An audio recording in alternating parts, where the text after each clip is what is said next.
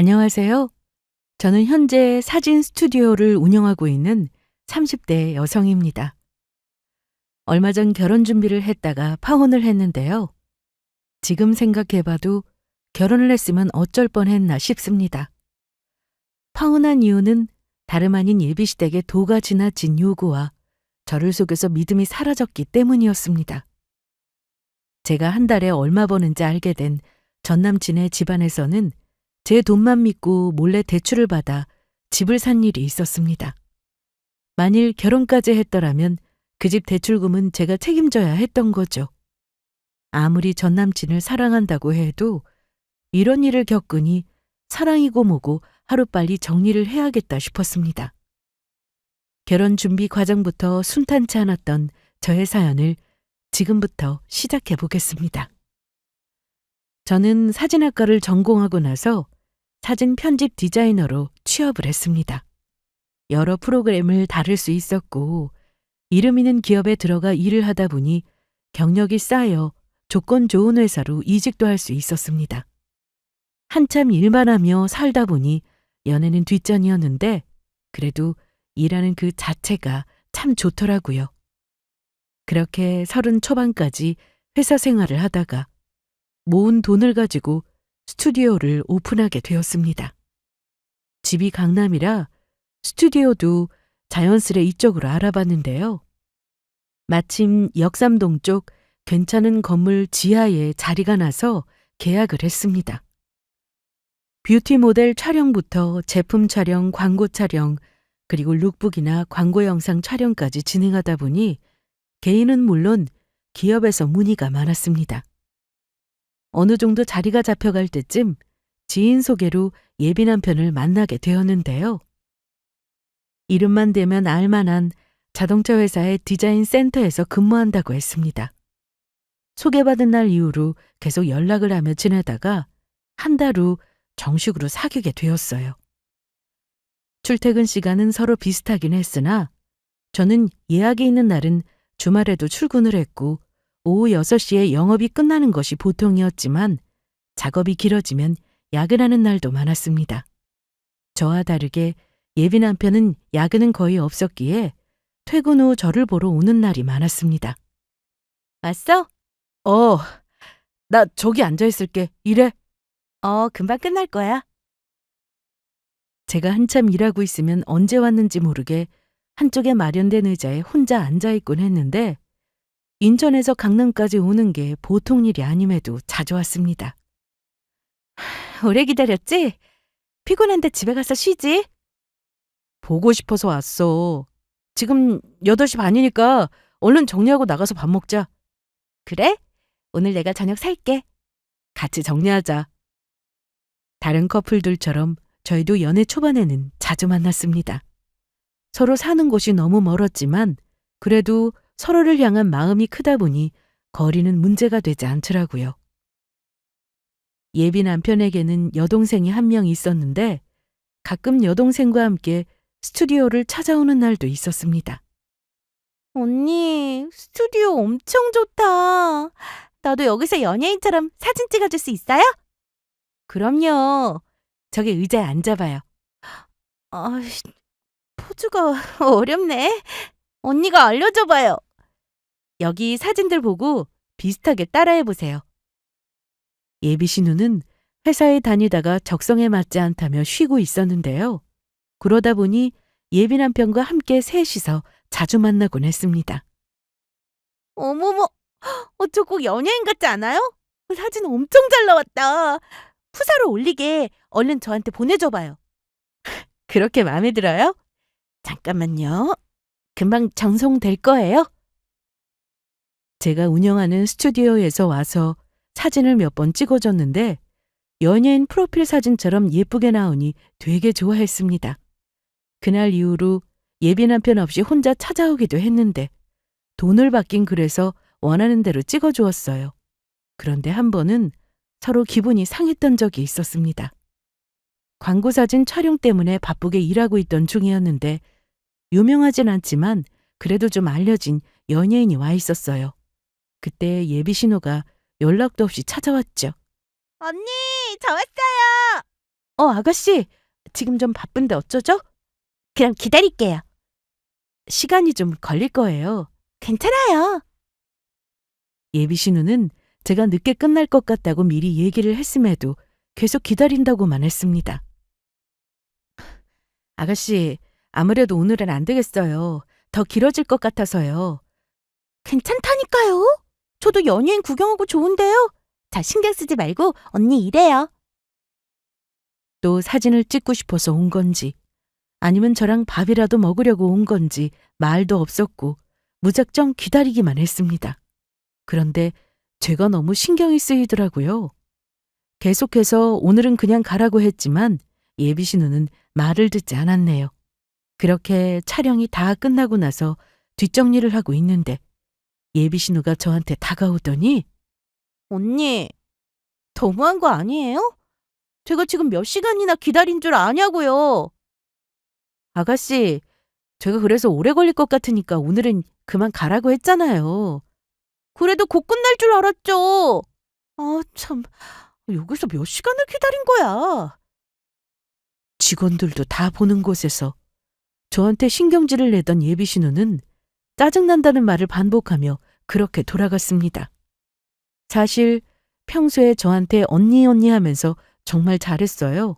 오빠만 있었는데 언니가 생겨서 너무 좋다며 먼저 다가와서 친하게 지내고 있었습니다. 그래서 예비 남편 없이 혼자 찾아오면 제가 밥도 사주고 커피도 사주고 했습니다. 저와 예비 남편은 연애를 시작한 지 1년이 지나고 2년이 다 되어가자 예전처럼 서로 자주 만나거나 하지는 않았습니다. 하지만 마음이 식었다거나 그런 건 아니었어요. 그래도 주말에는 꼭 만났고 평일에는 일주일에 한 번 정도 서로 약속을 하고 만났습니다. 전처럼 제가 일하는 곳까지 퇴근하고 찾아오는 일이 많이 줄었는데 그게 서운하거나 하지는 않았네요. 거리가 얼마나 먼지 제가 알고 있었기 때문이었죠. 항상 중간에서 만나거나 제가 인천으로 넘어가는 날도 많았습니다. 저희는 2년 가까이 만나다 보니 서로 편한 사이가 되었고 서로 결혼도 약속해서 연봉에 대해 투명하게 공개했어요. 그전까지는 대충 얼마 정도 번다 이 정도만 알았는데 세세한 건 전혀 몰랐거든요. 저는 월 1,000 정도의 수입을 내고 있었고 예비 남편은 상여금까지 다 합치면 월 700 정도 받는다고 했습니다. 저희 둘의 수입을 합쳐보니 적지 않아서 결혼을 하고 나서도 돈 걱정은 하지 않아도 되겠다 싶더라고요. 예비 남편은 저보다 나이가 4살이 더 많았는데 그래서 돈을 저보다 좀 더 모았겠다 싶었어요. 하지만 물어보니 예상과는 달랐습니다. 그런데 내가 쓴 것도 많아서 모은 게 많지 않네. 얼마나 되는데? 3,000 정도 되는 것 같아. 저는 그동안 부모님 도움으로 지출이 많지 않아 그래도 2억 가까이 모았는데 저에 비해 예비 남편은 모은 돈이 거의 없었습니다. 그리고 이때 얘기한 3,000이라는 돈도 나중에 알고 보니 없는 돈이었어요. 모은 게 전혀 없다고 말하기 그래서 저한테 거짓말을 했던 거였죠. 이때까지만 해도 저는 예비 남편을 향한 마음이 진심이었고 돈이야 앞으로 모으면 된다고 생각했습니다. 처음에는 반반 결혼을 생각했는데 예비 남편의 말을 듣고는 집은 저희 쪽에서 준비를 해야 하나 싶었어요. 우리 결혼하게 되면 남들처럼 예단이나 예물 이런 거에 돈 많이 쓰지 말자. 나도 같은 생각이야. 우리가 지금 제일 중요한 건 집이니까 집 얻는 데만 신경 쓰면 좋겠어. 맞아. 그런데 집값이 만만치가 않아서 큰일이네. 저희 집과 예비 남편의 집 중간으로 신혼집을 얻을 계획이었는데 아무래도 서울권이라 집값이 많이 높았습니다. 그래서 서로 능력껏 보태서 집을 구하고 가구나 가전 1월 혼수는 살면서 하나씩 마련해보자고 얘기를 나누었네요. 그래도 결혼이라는 게 집안끼리 서로 의견이 맞아야 하다 보니 저와 예비 남편은 각자 집에 가서 이 부분에 대해 말씀드리기로 했습니다. 전하야, 그럼 너희 생각대로 준비해봐. 정 상황이 안 되면은 집 얻는데 엄마랑 아빠가 보태줄게. 아니야, 부족한 건 대출 받아도 되는 거고. 이왕 대출 없이 시작하는 게 좋지. 나보다 건우 결혼할 때 집 해주세요. 누나, 나도 돈 열심히 모으고 있어. 그리고 나 결혼하려면 한참 멀었으니까 아빠가 해준다고 할 때 받아. 내가 직장이 없는 것도 아니고 돈 벌고 있는데 최대한 우리 힘으로 해볼게. 그리고 진짜 안 되겠다 싶으면 그때는 말씀드릴게요, 아빠. 저희 집에서는 그래도 제 의견을 존중해 주셨습니다. 엄마도 아빠와 생각이 같다고 하셨고요. 제 밑으로 남동생이 하나 있는데 그래도 누나가 결혼한다고 하니 뭐라도 해주려고 하더군요. 저는 어떻게든 집에 손 벌리고 싶지 않아서 결혼 준비하면서 어려운 점이 있으면 말씀드리겠다고 했습니다. 예비 남편의 집에서는 어떻게 얘기가 됐는지 궁금해 물었는데 아직 답이 없었습니다. 저는 그날 이후 예약도 많고 기획사에서 계약건도 좀 있어서 한동안 바쁘게 지냈어요. 그래서 저녁 늦게야 예비 남편과 통화를 했습니다. 이제 퇴근하는 거야? 오늘 좀 촬영이 많았어. 오빤 집이야? 난 아까 왔지. 피곤하겠다. 오늘은 빨리 집에 가서 씻고 바로 자고 싶어. 그래, 얼른 들어가. 그런데 오빠, 부모님은 뭐라고 하셔? 우리 결혼 준비 말이야. 제 질문에 예비 남편은 뜸을 들였습니다. 바로 대답을 못 하더라고요. 그게 우리 부모님은 나랑 생각이 좀 다르셔. 내가 어떻게든 설득할 거니까 너무 걱정 말고. 어떻게 다르다는 건데? 얘기가 좀 길어. 내일 금요일이니까 내가 오랜만에 퇴근하고 넘어갈게. 그때 보자. 그래, 그럼 내일 만나서 저녁 먹으면서 얘기하자. 그렇게 자세한 얘기는 듣지 못한 채 전화를 끊었고 이날은 집에 가자마자 피곤해서 바로 누워버렸습니다. 그리고 다음 날 저도 일을 일찍 마치고 예비 남편과 만나 저녁을 먹으러 갔어요. 오빠, 얼른 얘기 좀 해봐. 부모님께서 뭐라고 하셨어? 그게 예단이나 예물 이런 거 생략하자고 했더니 남들이 어떻게 보겠냐고 하시더라고. 최소 예단만큼은 하는 게 맞지 않냐고. 그래. 부모님은 뭐 우리랑 생각이 다를 수도 있지. 그치? 아무래도 부모님 의견도 고려해서 우리가 준비를 하는 게 맞지 않나 싶어. 그래도 최대한 우리가 얘기한 대로 할 수 있게 내가 노력해 볼게. 부모님이 너무 무리한 요구하시면 내가 중간에서 잘할 테니까 너무 걱정 마. 뭐, 이 정도는 문제가 된다고 생각하지 않았습니다. 상견례 때 진짜 문제가 터지고야 말았죠. 처음에는 저도 돈을 어느 정도 벌고 있으니 예비 남편 쪽에서 집을 못 해온다고 하면 제가 집을 하면 된다 생각했어요. 입장이 바뀌어서 제가 돈이 없고 예비 남편이 능력이 좋았다면 당연히 집을 해왔을 테니까요. 그래서 누가 집을 하든 그게 중요한 건 아니다 싶었고 서로 능력이 되는 대로 결혼 준비를 하면 될 거라 생각하고 있었습니다. 상견례 날짜가 잡히고 나서 예비 남편은 저희 집에 몇 번 인사를 왔었습니다. 저희 부모님도 좋아하셨는데요. 저를 많이 이해해주고 존중해주는 느낌을 받으셨다고 하더군요. 그래서 상견례 때 분위기도 좋을 것 같았고 예비 남편이 중간에서 알아서 잘 해주겠다 해서 믿고 만났습니다. 하지만 제 예상과는 다르게 분위기가 흘러갔습니다. 애들끼리 알아서 얘기를 다 한 모양이더라고요. 네, 저도 듣긴 했는데 둘이 알아서 준비하고 싶다고 하길래 해보라고 했습니다. 그러셨어요? 그런데 애들 살집이 좀 마음에 걸리네요? 네? 들어보니까 선화 회사가 강남이던데 신혼집을 중간으로 한다고 하더라고요. 말이 중간이지. 매일 걸어서 출퇴근하던 우리 아들이 갑자기 차 타고 다녀야 하면 불편할 텐데. 엄마, 괜찮아. 선아랑 다 얘기했다고. 네, 어머님. 지하철 타면 둘 다 회사까지 30분 정도 걸려요. 그래? 아침 출근길에 지하철 타면 힘들 텐데. 혹시 선아 네가 회사를 인천으로 옮기는 건 어때? 아니면 그만두던가.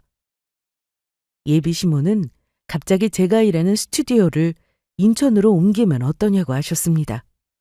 그래서 이미 자리도 잡았고 위치가 좋은 곳이라 어렵다고 말씀드렸습니다. 처음에는 예비 남편이 저와 얘기 나눈 그대로 말하다 보니 크게 문제가 되지 않았는데 갑자기 예비 시모 입장에서 말을 하더라고요. 그런데 선아야, 솔직히 나도 엄마랑 생각이 좀 비슷해. 출퇴근 그거 무시 못하잖아. 내가 회사를 인천으로 옮기고 신혼집도 인천으로 알아보면 어때? 예비 남편은 그동안 제가 하는 일이 멋지다고 해주고 응원도 해줬는데 갑자기 저런 말을 했습니다. 좀 당황스러웠죠. 그건 어려워. 나도 이제 자리 잡았고 연예 기획사에서 계약도 많이 들어오고 있는데 인천으로 갑자기 이전하게 되면 거리가 멀어지잖아. 그래, 네 말도 맞긴 한데. 아이, 뭐가 맞는지 모르겠다. 전 이때부터 기분이 상했습니다. 알아서 얘기를 잘해주겠다던 예비 남편은 결국 자기 엄마 편만 들더라고요. 예비 시부는 술을 좋아하시는지 혼자 계속 드셨는데 아빠는 그래도 중요한 자리라 계속해서 결혼에 관한 질문을 했습니다. 하지만 예비 시부는 술에 취해서 대답도 안 하고 예비 시모가 거의 얘기하는 분위기였습니다. 이날 집은 어떻게 할 건지 그리고 혼수나 예단 예물 이런 부분에 대해서 전혀 의견 조율이 되지 않았습니다. 저희 집에서는 최대한 맞추려고 노력하고 집도 사정이 여의치 않으면 저희가 준비를 하겠다고 말씀드렸는데 계속해서 인천으로 신혼집을 얻어야 한다고만 고집을 피우시더라고요. 거기다 예비 시부가 너무 취하셔서 더 이상의 얘기는 어려웠고 자꾸만 누워서 주무시려고 하시니 일어날 수밖에 없었습니다. 그렇게 아무 결론 난 거 없이 저희는 식사를 마치고 헤어졌습니다. 서로 사랑해서 결혼하려는 건데 결혼 준비하면서 왜 그렇게 많은 커플들이 헤어지는지 이해가 좀 되더라고요. 좀 너무하시네. 됐어, 그만해. 아무리 그래도 집을 우리가 해간다고 하면 위치는 양보를 해줘야지. 안 그래요? 아유, 얘기를 끝내고 헤어졌어야 했는데. 오빠 만나서 다시 얘기해 볼게요. 저는 기분이 상하긴 했으나 상견례 날 나눈 대화로 결혼을 끝내자고 하긴 좀 그랬어요. 예비 남편을 아직 좋아하는 마음이 있었기 때문이었죠. 하지만 그 마음이 식기까지는 오래 걸리지 않았습니다. 얼마 뒤 저와 예비 남편은 다시 만났는데 그날 못했던 얘기들을 다시 했습니다. 오빠, 정말 내가 회사를 인천으로 옮기길 바래? 어머님은 회사 그만뒀으면 하는 눈치시던데? 아무래도 엄마 입장에서는 내가 우선이니까. 그리고 거기서 내가 네 편만 들면 엄마 입장이 뭐가 되겠어? 그래서? 오빠 생각은 뭔데? 난 네 의견에 따를게. 정말이지? 말 안 바꿀 거지? 어. 그런데 말이야. 정말 아버님 말씀대로 해주시는 게 맞아? 그래야지. 오빠가 좀 보태면야 좋지만 상황이 안 되면 집은 우리 쪽에서 준비해도 괜찮아. 저희는 서로 대화하면서 제가 집을 하고 예비 남편이 혼수를 하는 걸로 얘기를 끝냈습니다. 상황에 따라 어느 한쪽이 더 부담해야 하는 건 어쩔 수 없었어요. 그리고 저는 그게 꼭 남자여야 한다고 생각하지 않았습니다. 여유가 되는 쪽이 더 부담해서 집을 얻을 수도 있는 거니까요. 예비 남편은 이렇게 결론이 나자 출퇴근 시간이 늘어난 건 괜찮다고 했습니다. 1시간도 아니고 30분 정도면 충분히 다닐만 하다고까지 했죠. 그러면서 집에 가서 잘 말씀드리겠다고 하더군요. 그래서 저는 이렇게만 진행되면 더는 문제가 없을 거라 생각했어요. 일주일 정도 지나서 예비 시모에게 전화가 왔는데 한번 집으로 오라고 했습니다. 전에도 한 번 갔었는데 그때는 결혼 얘기가 오갈 때가 아니어서 부담 없이 갔었어요. 하지만 이번에는 달랐죠. 예비 남편의 집에 도착하자마자 결혼 얘기를 하기 시작하셨는데 들을수록 기가 차서 이게 뭔가 싶더라고요. 제가 너무 화가 났던 건 줏대없는 예비 남편의 행동이었습니다. 제 앞에서는 뭐든 동의하더니 어머님 앞에서는 말이 싹 달라지더라고요. 내가 우리 지훈이한테 얘기는 들었는데 네가 집을 해오고 우리가 혼수를 하라는 게 맞니? 네, 오빠하고는 그렇게 얘기했어요. 그래, 그것까진 내가 알겠다. 그런데 예단은 어떻게 할 거니? 형식적으로라도 예단은 하는 게 맞지 않아? 분명 예비 남편과 얘기를 했을 때는 제가 집을 해가는 거니 예단은 생략하자고 했었습니다. 그때 분명 알겠다고 했고 그대로 집에다 말씀드린다고 했는데 이 부분은 전혀 모르고 계시더라고요. 예단이라면 어떤 걸 말씀하시는 건지. 그래, 잘 모를 수도 있지. 그래서 오늘 내가 너 오라고 한 거야. 뭐 요즘 사람들 결혼할 때 이것저것 다 생략한다고 하는데 그래도 한 번뿐인 결혼인데 다 빼면 되겠어? 일단 우리가 친척이 좀 많아서 한복을 다 맞춰야 될 것 같아. 그런데 아무거나 할 수 있어? 고급 한복으로 해줘야지. 그리고 예물까지 하면 5천은 예단비로 받아야겠다. 엄마, 그리고 그것도 말해야지. 그래. 우리 수연이 명품 가방도 하나 필요해. 네? 어머님, 뭔가 잘못 알고 계시는 것 같은데요. 저희 반반 결혼하는 거 아니고요. 집은 제가 하는 거예요. 그래, 알고 있다. 그래서 가전이니 가구니 이런 건 우리 아들이 준비하는 거잖아. 그래서 예단비 해오라는 건데 무슨 문제 있어? 그리고 우리 아들은 한 달에 700은 꼬박꼬박 통장에 찍히는데 너는 자영업이라 매출이 일정하지 않잖아. 매출 안 나와봐. 우리 아들이 번 돈으로 생활해야지. 안 그래? 예비 시모는 제가 자영업을 한다고 매출이 일정하지 않을 거라며 은근 무시했습니다. 사실 집까지 해가는데 예단비를 요구하더라도 저렇게나 많은 금액을 요구하실 줄은 몰랐어요. 더 짜증이 났던 건 예비 남편의 행동이었는데 예비 시모가 저렇게 말씀하시는데 계속해서 가만히 있었습니다. 생각해보니 맞는 말인 것 같다며 오히려 맞장구를 치기도 했죠. 평소 저한테 언니 하던 예비 신호도 이날만큼은 아주 뻔뻔하게 명품 가방을 사달라고 하니 사랑이고 뭐고 간에 이 결혼은 아니구나 하는 생각이 바로 들었습니다. 더 얘기를 나누고 싶지 않아 바로 일어났는데 예비 시부는 이날도 술만 드시며 아무 말씀 안 하셨어요. 결혼은 현실이니 사랑만으로 할 수 없는 게 맞구나 싶었습니다. 서로 양보하면서 준비하면 좋았을 텐데 이건 저만 양보해야 하는 결혼이니 마음이 돌아섰습니다. 선아야, 내가 데려다 줄게. 나 차 가지고 왔잖아. 혼자 갈게. 아, 맞다. 그럼 집에 가서 잘 말씀드려. 아까 우리 엄마가 얘기한 예단비 알지? 오빠, 나 생각 좀 해봐야 될 것 같아. 예단비? 아니, 우리 결혼 말이야. 야, 갑자기 그게 무슨 소리야? 생각을 해보다니. 나랑 결혼할 마음이 없어졌다는 거야? 그럼 이게 맞아? 내가 집 해가는데 어떻게 예단비를 요구하실 수 있어? 거기다 5천만 원이나. 그리고 아가씨 명품백까지. 요구대로 할 수는 있지만 일방적으로 나한테 요구만 하는 이 결혼을 내가 해야 해? 내가 오빠 사랑하니까 어떻게든 서로 의견 맞춰가면서 결혼하고 싶었어. 그런데 이건 해도 너무하잖아. 저는 그날 예비 남편과 크게 다투고 집으로 돌아왔습니다. 그리고 집에 와서 부모님께도 말씀을 드렸어요. 저희 아빠는 예비 남편을 마음에 들어 하셨는데 이런 집안인 걸 알게 되니 당연히 좋으실 리 없었습니다. 아빠, 이 결혼 정말 하는 게 맞아? 난 아닌 것 같아.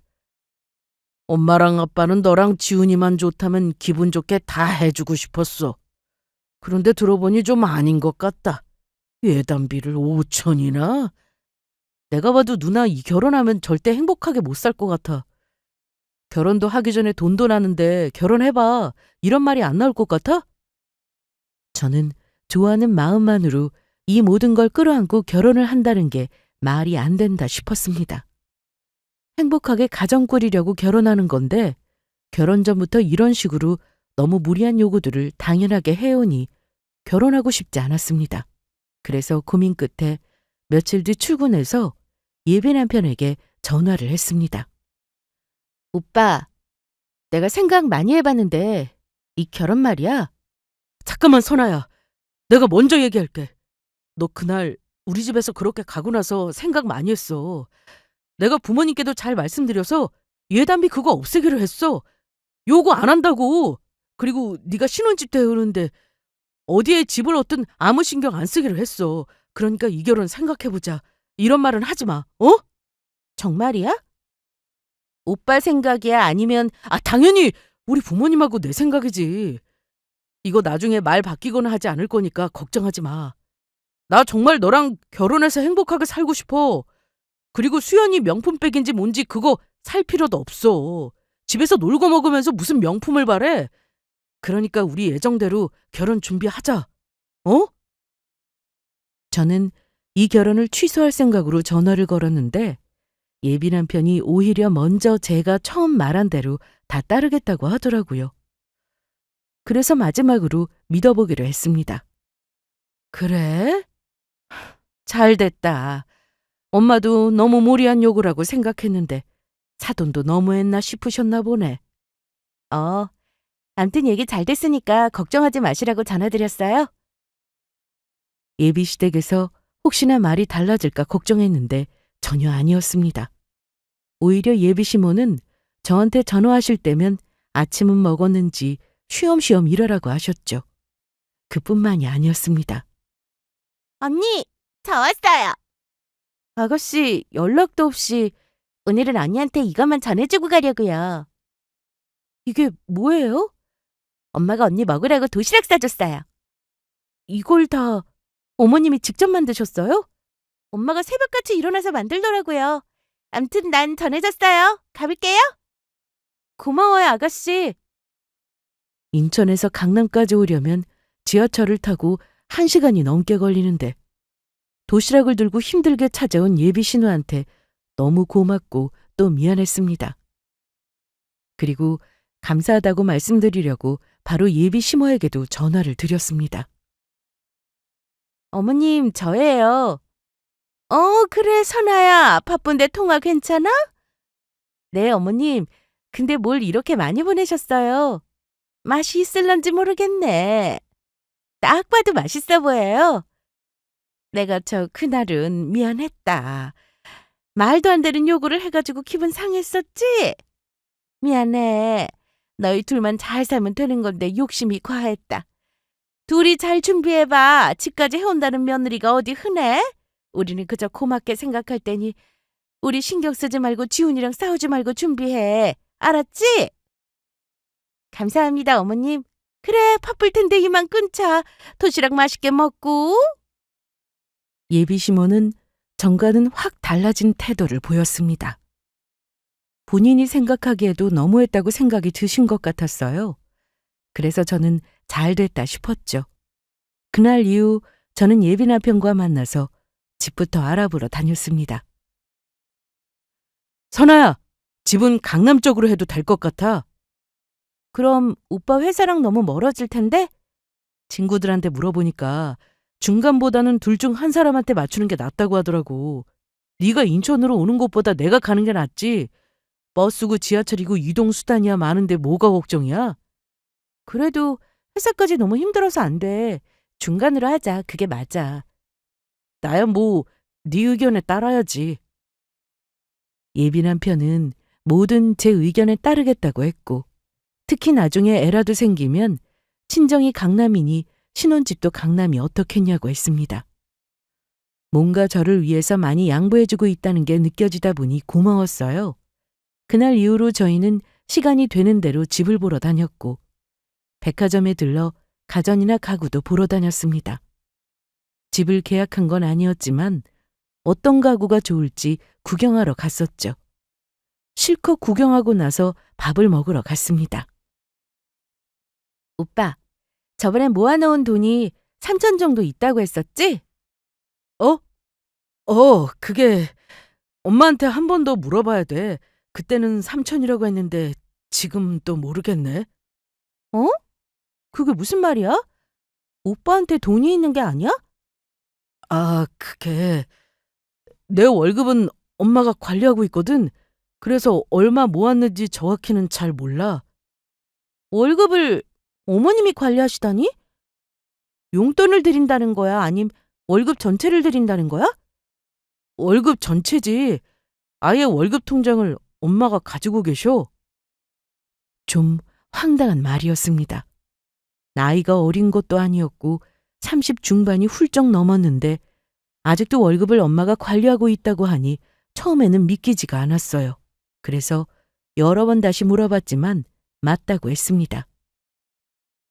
그럼 결혼해서도 오빠 월급을 어머님이 관리하시는 거야? 그건 아직 얘기 안 해봤어. 아마 결혼하면 내가 관리하게 되겠지. 오빠, 그건 확실하게 해야지. 들어보니 예비 남편은 버는 족족 시댁에 갖다 주고 있었습니다. 월급 자체를 예비 시모가 관리한다고 했으니 말 다 했죠. 그래서 저는 이제라도 통장 받아와서 직접 관리하라고 했습니다. 결혼 전에 그 부분은 해결됐으면 좋겠어. 알았어. 내가 오늘 집에 가서 당장 그렇게 말씀드릴게. 내가 직접 관리한다고. 그런데 밥 먹으면서 한참 대화하고 있는데 갑자기 예비 신우가 왔습니다. 언니! 어머, 아가씨, 어떻게 알고 왔어요? 그게 아까 오빠한테 문자 보내는데 여기 있다고 하길래 마침 지나가는 길이어서 왔어요. 그랬구나. 아가씨 식사 안 했으면 같이 먹어요. 뭐 먹을래요? 아니에요. 저 먹고 와서 배 안 고파요. 그런데 언니는 정확히 얼마나 벌어요? 야, 뭘 그런 걸 물어. 아니, 전에 내가 듣기로는 오빠보다 더 번다고 해서 궁금해서 그러지. 맞아. 나보다 더 많이 벌어. 그렇게만 알고 있어. 저는 괜히 민망해서 웃고 말았는데 갑자기 이런 말을 했습니다. 그럼 대출은 문제 없겠네? 네? 대출이요? 아니에요. 돈 많이 버니까 대출도 잘 나오겠다고 일한 거예요. 순간 느낌이 이상했습니다. 예비 신우가 그런 말을 하자 예비 남편은 그만하라며 눈치를 줬는데 대출 얘기가 괜히 나왔을 리 없다고 생각이 들었어요.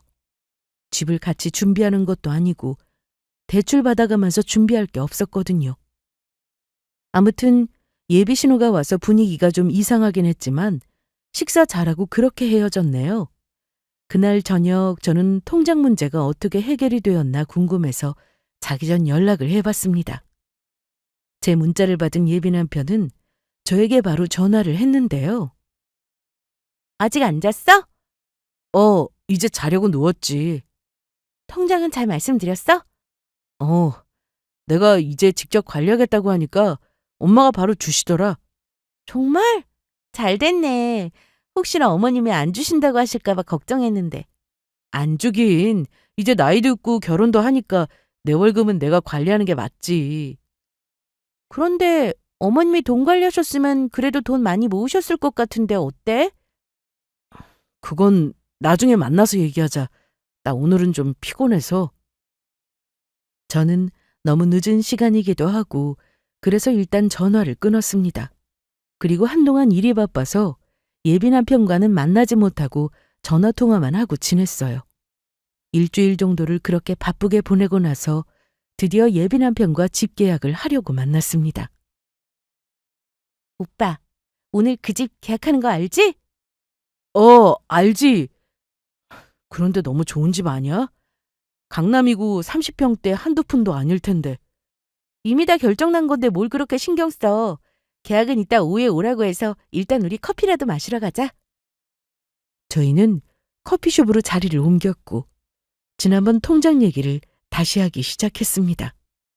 오빠, 통장 얘기부터 해봐. 얼마나 모았어? 그게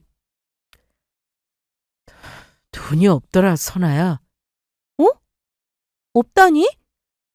실은 우리 집에 빚이 좀 있었는데 내 월급으로 그 빚을 갚고 있었거든. 혹시 빚이 더 남았어? 아니야, 다 갚았어. 빚은 왜 생긴 거야? 엄마가 전에 식당 일을 하셨는데 그게 잘 안 되는 바람에 접었거든. 월세도 밀렸었고 대부업에서 대출받아서 식당 차린 거라 그 빚이 좀 많았었어. 그리고 아빠가 전에 주식한 게 있었는데 그때 빚까지 해서 내가 갚아드렸지 뭐. 대부업이면 이자 엄청 높을 텐데. 그래서 다 갚은 건 확실해? 엄마 말로는 맞다고 했어. 그러니까 통장도 바로 주신 거지. 저는 한숨만 나왔습니다. 그리고 이게 다가 아니었습니다. 예비 시모는 통장을 주는 조건으로 결혼해서도 생활비를 달라고 하셨답니다. 지금 예비 남편 말고는 돈을 버는 사람이 없었고 예비 신우도 놀고 있으니 답답하더라고요. 생활비를 얼마나 달라고 하시는 건데? 300만 원 말씀하시네. 300만 원? 너랑 내가 충분히 버니까 그 정도는 드릴 수 있지 않을까? 저는 순간 할 말을 잃었습니다. 생활비 300이 적은 돈도 아니었고 저와 미리 상의해서 결정된 돈도 아니었으니까요. 얘기를 나누다 보니 집 계약하러 갈 시간이 다 되었는데 이건 아니라는 생각이 자꾸 들어서 예비 남편에게 핑계를 대고는 집으로 돌아왔습니다. 선아야, 집 계약은 잘했어? 엄마, 나 이 결혼 하는 게 맞는 걸까? 갑자기 그게 무슨 말이야? 무슨 문제라도 생긴 거야? 오빠가 전에 3천 모았었다고 했는데 그 돈도 없대. 뭐? 어머님이 오빠 월급을 계속 관리하고 계셨는데 그 돈으로 빚을 갚았대. 아니, 빚이 얼마나 있었길래? 대부업에서 빌렸다는 거 보니 이자로 나간 돈이 어마어마했던 모양이야. 지금은 빚 없는 거 확실하대? 오빠 말로는 그래. 그런데 오빠도 정확히 모르는 것 같아. 어머님이 이제 빚 없다고 하셨다는데 뭘 보여주면서 얘기한 건 아니래. 그리고 생활비도 줘야 한대. 300만 원씩. 아니, 뭐가 이렇게 계속 나오니? 아들 돈으로 빚까지 갚았으면 됐지 생활비를 앞으로 달라고 했다고? 저는 고민이 될 수밖에 없었습니다. 예비 남편 연봉이 적은 건 아니어서 살면서 혼수야 채우면 되는 거고 더는 시댁에서 돈과 관련된 문제만 없다면 결혼하는데 무리는 없겠다 싶었습니다. 그런데 뭔가 찜찜했어요. 그래서 집 계약은 미루게 되었고 저는 생각할 시간이 필요했습니다. 예비 남편은 제가 이런 고민을 하는 줄 전혀 모르고 있었는데 얼마 뒤 이사를 했다면서 주소를 저에게 보내왔습니다. 선아야, 문자 받았지? 오빠. 언제 이사를 가신 거야? 얼마 안 됐어. 여기로 올 수 있어? 엄마가 너 좋아하는 꽃게탕 했어. 그리고 집 계약 어떻게 된 거냐고 자꾸 물어보셔서 그 얘기도 할 겸 집으로 와. 저는 잘 됐다 싶었습니다. 차라리 가서 정확하게 물어보자 싶더라고요. 생활비는 뭐고 빚은 정말 깨끗하게 다 갚은 건지 다 물어볼 생각이었어요. 주말이라 차도 막힐 듯해서 지하철을 타고 갔습니다. 문자로 받은 주소대로 찾아가 보니 신축 아파트였습니다. 브랜드 아파트라 단지도 너무 예쁘게 해놨더라고요. 그런데 예비시댁은 원래 20평대 빌라였는데 빚까지 있었다면서 어떻게 신축 아파트로 이사를 온 건지 그게 좀 의아했습니다. 일단 도착했으니 올라가 봤어요. 어머나, 우리 선아 왔구나. 우리 이사했다. 집 좋지? 네. 그런데 이사하신다는 말씀 전혀 없으셨잖아요. 너희 결혼 준비도 바쁜데 괜히 이런저런 얘기할 거 뭐 있어. 암튼 어서 앉아. 내가 너 좋아하는 꽃게탕 했어. 그런데 어머님, 제가 오늘 온 건 여쭤볼 게 있어서 온 거예요. 뭐가 그렇게 급해? 밥부터 먹자, 응? 네. 그런데 그때 예비 신우가 갑자기 이런 말을 하더라고요. 잘난 언니 덕분에 좋은 집에 살아보네요. 네? 그때 가족들이 하나같이 예비 신우를 쏘아보듯 했는데 예비 신우는 눈치가 없는 건지 계속 말을 이어가더라고요. 뭐 어때? 언니도 다 알게 될 건데. 얘 뭐라는 거야? 가서 수저 좀 가져와. 오빠, 그게 무슨 말이야? 내 덕이라니?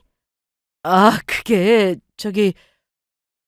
엄마가 전부터 빌라 오래됐다고 너 인사 오기 전에 이사 가고 싶다고 하셨었거든. 그런데 이번에 이사하게 됐으니까 네 덕이라고 한 거야. 그런데 뭔가 좀 이상했습니다. 아무리 그렇다고 해도 예비 신우가 한 말이 자꾸만 마음에 걸리더라고요. 자자, 얼른 먹자. 내가 낮에 시장 가서 아주 싱싱한 꽃게 사왔어. 찬아야, 얼른 먹어봐. 네, 잘 먹겠습니다.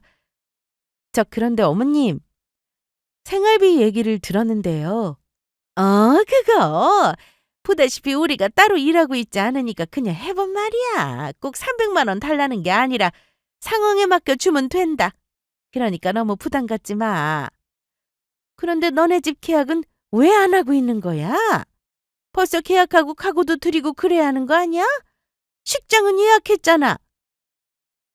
네, 좀 더 알아보고 결정하려고 미뤘어요. 왜? 마음에 드는 집이 또 있어? 네, 계약하면 말씀드릴게요. 그리고 혼수는 우리 쪽에서 문제없이 다 해줄 테니까 걱정 말고 집이나 계약해. 알았지? 가서 얘기를 나눠보니 생활비는 꼭 300만 원을 원하는 것도 아니었고 혼수도 알아서 해준다고 하셨습니다. 괜한 걱정을 한 건가 싶었죠.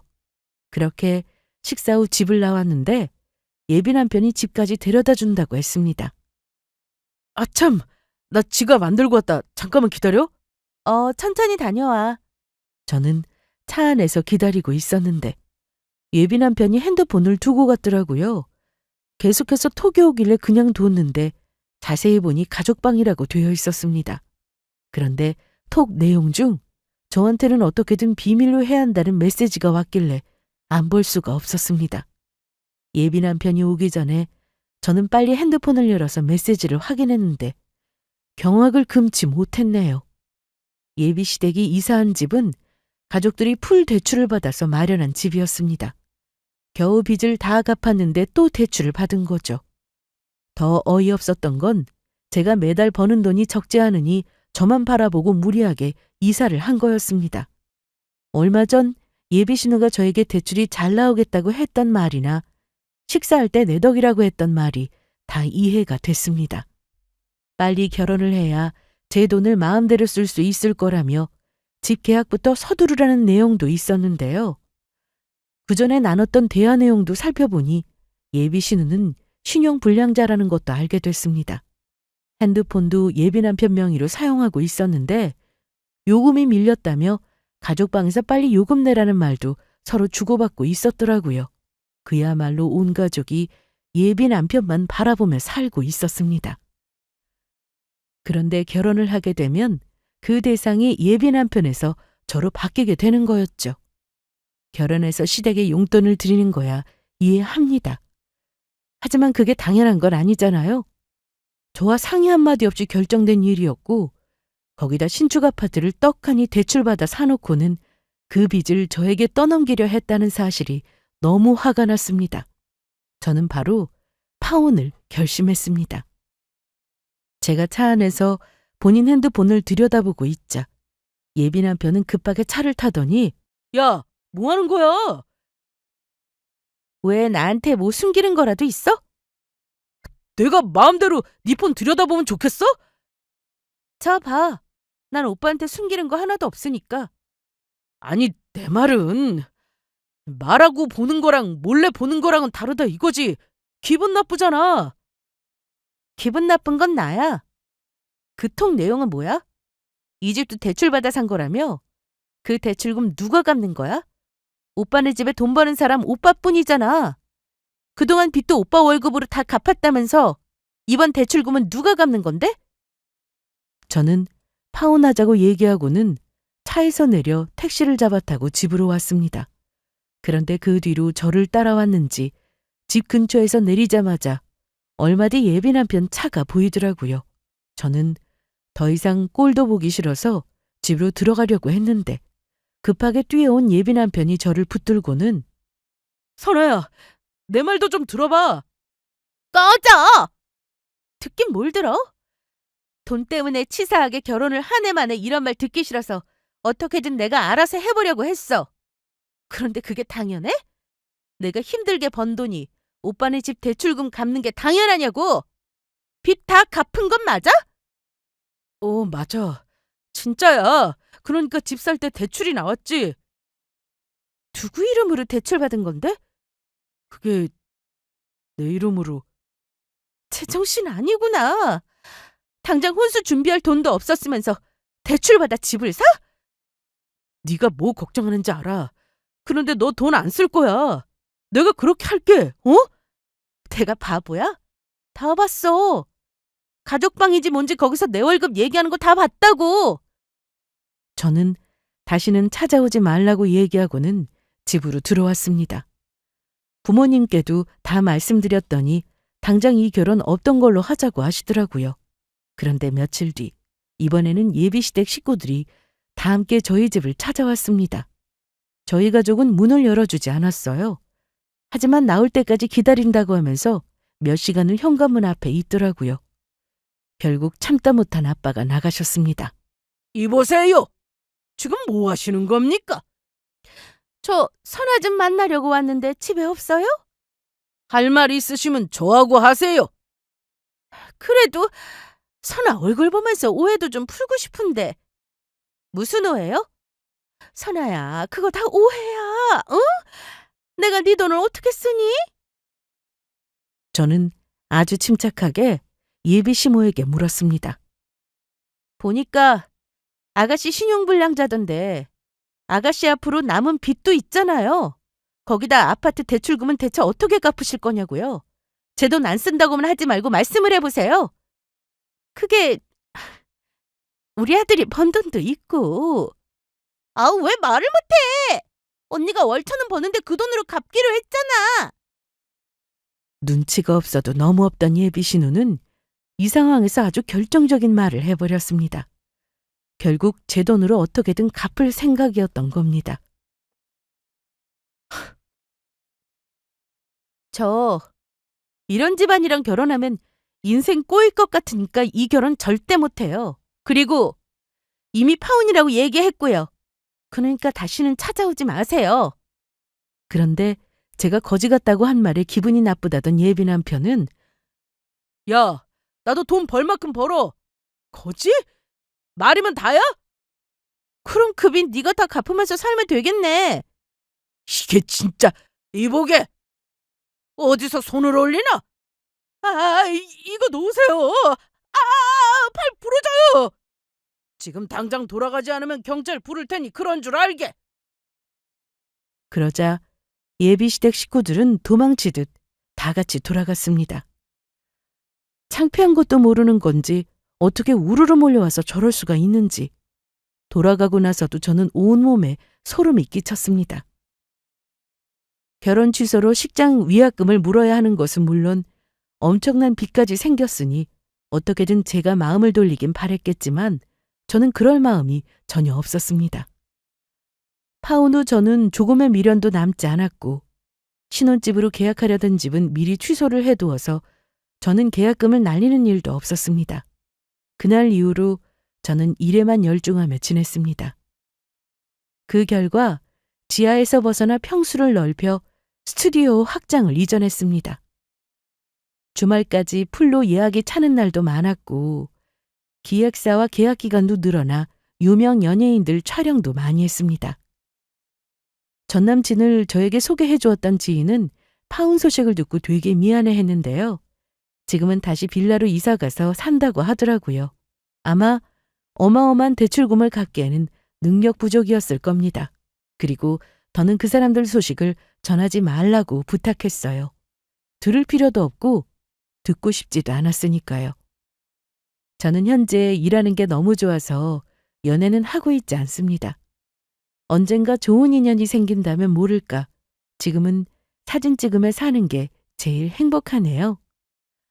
하마터면 결혼해서 빚 갚으며 힘들게 살 뻔했는데 빨리 끊어내지 못한 게 좀 아쉽지만 그래도 잘한 결정이라 생각합니다. 제 이야기는 여기서 이만 마칠게요.